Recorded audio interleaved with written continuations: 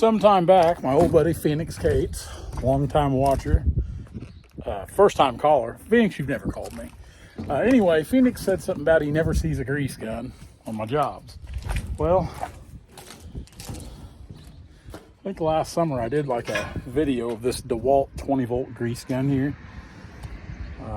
Generally, I don't do a lot of filming of me greasing, but that's what we're doing this afternoon. We're greasing up the old Serco 8500 here, going over things, just kind of checking things out. Here in a minute, I'm going to blow the deck off of the log truck here after we hauled in that last little bunch of walnut last night. Finished that job up. I don't know what my intervals are on greasing. I don't really keep super close track, as in down to the hour. I just kind of grease as I think is necessary. We don't go too long without greasing usually. Every now and then I'll go maybe a little longer than I should, but for the most part we try to keep everything greased. A little grease and oil goes a long ways and saves you a lot of time and money on headache, because you guys know me, I hate working on things. So grease and oil is definitely the cheaper alternative. Gonna look back here, see, I'll grease. I don't have a certain number of pumps. I just kind of grease until I start seeing grease coming out the joints here. Sometimes I'm looking over here, then it starts coming out here, so it gets probably a little more grease than it should. But one thing I find it odd, Serco, this extended boom, there's no grease cert here. If there is, I sure don't know where it's at, but me and Brandon were talking about that one time. He thought it was because they didn't want to grease attracting debris and stuff in here, because, you know, stuff sticks to grease. Whatever it may be, there is no grease cert there. If there is, I don't know about it, but the rest of them, they're pretty easy to find on the 8500 here. It's part of that awesome wiring job from the dealer. Still not happy about that. What do you do? Good loader. Terrible wiring job from a dealer, but as you can see, the yard is got several logs on it. We got some pretty good veneer up there on the front row. We've got some log savers in them already, because this heat is making them check out. And I did go through here this morning, trimming some logs up around them like you see there.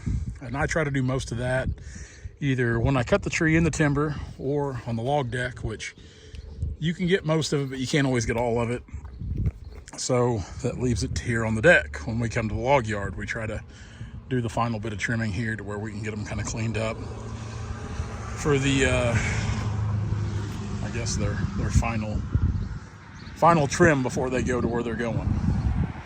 Now, I was hoping to get some gravel in here before now, but that's on the list of things to do.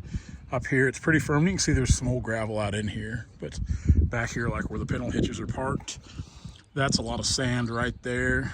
And I about got hung up yesterday turning around. So Brandon's going to bring his dozer out here. He's going to push those trees back, and even some of those trees on further back there, we're going to push them back. And I'll probably put some bigger gravel back there, because we'll want to utilize that as well. Hopefully somebody will buy that Eager Beaver before long. I've got it for sale. Petey is on Purple Wave, and I think my hopper is going to the wayside this weekend. I've got someone buying it, so I'll just about be out of the agricultural trucking business. Not that I was ever big into it, but my hopper will be to the wayside. And it was kind of I don't know, it was a hard decision getting rid of Petey. Part of me really wants to keep it and spend probably an ungodly amount of money into it, stretching it, stacks, chrome, more power, more gears, just all the bells and whistles, switching from Bud over to Hub Pilot on the wheels. You could literally spend a fortune making a cool truck. And even though that truck would be cool to keep, it really would be, it's not practical. Then I'd have to buy a log trailer for it, and I can only drive one truck at a time. And as much as I'd really like to drive PD sometimes, hauling a big load of logs, I've got the Western Star here. So that's kind of the plan with that. Now, we've been kicking around the idea about buying another tractor truck, just a road tractor, because I do want about a 40-foot log trailer.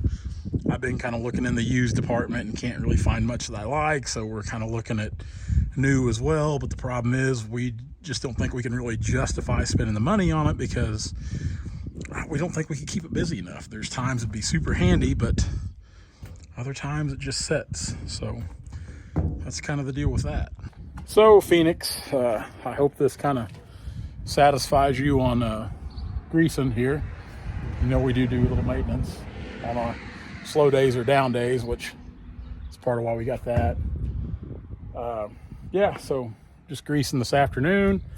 Gonna clean this deck off, then probably hook up to that Trail King and get ready to move some equipment in the coming days. We planned on working this weekend, but as you can see, had some rain showers.